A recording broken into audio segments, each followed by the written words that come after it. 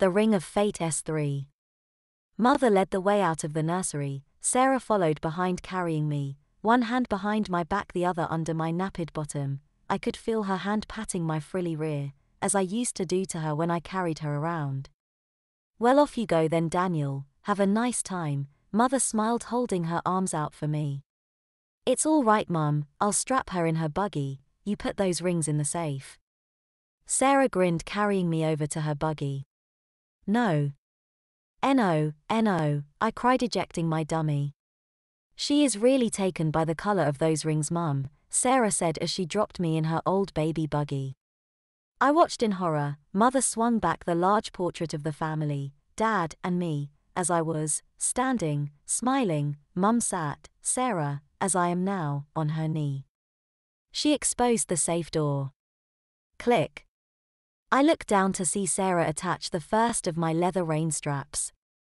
This will ensure these rings don't fall into the wrong hands, Mother said as she pushed the buttons on the combination pad. Not only are they valuable, they have special qualities too. The safe door swung open. Used by the wrong people and they could ruin lives. She placed the box into the safe. And we wouldn't want that to happen. Click. Sarah attached my other rain strap at exactly the same time as Mother closed the safe door. Both made the same noise, one securing me in a baby pushchair, the other in a baby's body. I wailed in horror. Why don't you put her in the nursery? You know how she loves playing with the real babies. That always cheers her up, Susan suggested, her grin growing wider. That's not a bad idea. She should be with the other babies, as you should be with your friends too, Mother said, closing the portrait to hide the safe. I was doomed. Even if I could escape from the playpen or cot or highchair or pushchair or whatever else I was imprisoned in, even if I could maneuver a set of steps or something similar to allow my short frame to reach up to the safe, there was no way I could open it. Only Mum and Dad knew the combination. I was staring perpetual babyhood in the face. I knew it, Sarah knew it too. Her confident smile told its own picture. Is Dad really taking those rings back to Egypt? Sarah asked as she took off the buggy brake. Sure is, honey, Mother smiled, taking the pushchair from him. He was very lucky to get the chance to show them at all. Why? Susan asked inquisitively. Well, they are from a very special collection, and as I just said, they have special qualities that make them a little dangerous, so the Egyptian government has decided that they should be kept in the government vaults. I felt the buggy lurch forward. Once those rings are back in Egypt, they will be locked away, never to see the light of day again. I saw my former face positively beam at this revelation.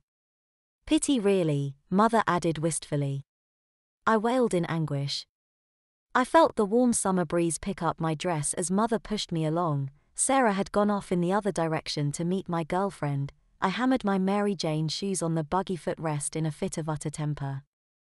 Mother was used to the real Sarah having these sort of fits. It was fairly normal for children, with the doctors had said, so she just ignored my pleas to save me from my fate.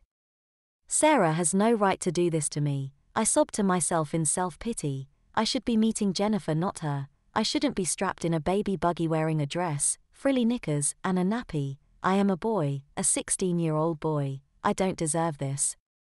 It's your own fault, another voice sneered sarcastically. If only you hadn't used those rings. If only you had not let the ring slip off your finger. If only you had lowered the cot side. If only Sarah hadn't have woke up inside your body. If only. If only. If only. The facts were, I did use the rings. I did let it slip off my finger. I didn't lower the cot side and Sarah did wake up. You are trapped. You are going to be treated like a baby for the rest of your life. There is no escape. The rings are safely locked away out of your reach. Tomorrow your father will take them with him to Egypt, where they will be locked away forever. The voice got louder and louder as it nagged away inside my brain. It was right. I knew that I was condemned to life as Sarah, a baby. There was only one person in the whole world that could save me, and she was the one with most to lose. She would never admit to us swapping minds. She would never allow herself to be put back into her own body.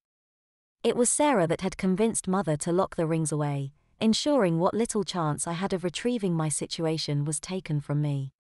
Father was leaving for Egypt tomorrow afternoon. In less than 24 hours the rings would be gone, condemning me to a lifetime of restricted babyhood.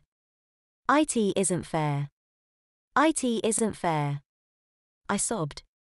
As waves of self-pity washed over me, I got an awful stomach cramp. No. Not that, I wailed, trying to control my new body. To my utter degradation I soiled and wet myself. Soft excretia oozed from my bowels, squeezing between my legs, followed by warm urine. It felt absolutely disgusting, my own mess trapped inside my nappy. Now I would have to sit in it until Mother decided to take my dirty nappy off, only for her to put another one straight on me. The only time Sarah was not in nappies was when she was in the bath. I would be treated exactly the same. I was Sarah. Each time I moved, the mess in my nappy squished further between my legs and around my front. I looked down expecting to see it covering my clothes, but my nappy and frilly baby pants did their job. They kept all my mess in next to my skin. We finally reached the ice cream store where Mother bought me an ice cream cone. She produced a bib from her purse and tied it around my neck before handing me the coronet. Ordinarily I would have welcomed the confection, but in a fit of frustrated petulance I threw it on the floor. "That's it, young lady, I've had it with you," she said, exasperated, turning the pushchair around and heading back home. "I just don't know what's got into you today," she sighed. "It's a pity you cannot talk and tell me exactly what's wrong." I wish I could talk too. I only needed to say a few words. It wasn't much to ask for, just a few words like "Sarah stole my life." I cried, my words meaningless baby gurgles. Being unable to talk was the most frustrating thing I had ever known. No matter how much I tried, I couldn't say one single understandable word. I looked up at Mother as she walked me along. "Please look at me, Mum. Please tell me you recognize me as your son. Please tell me you will change me back when you get me home," I sobbed. She noticed me looking at her. "Are you trying to tell me something, Sarah?" she asked. At last.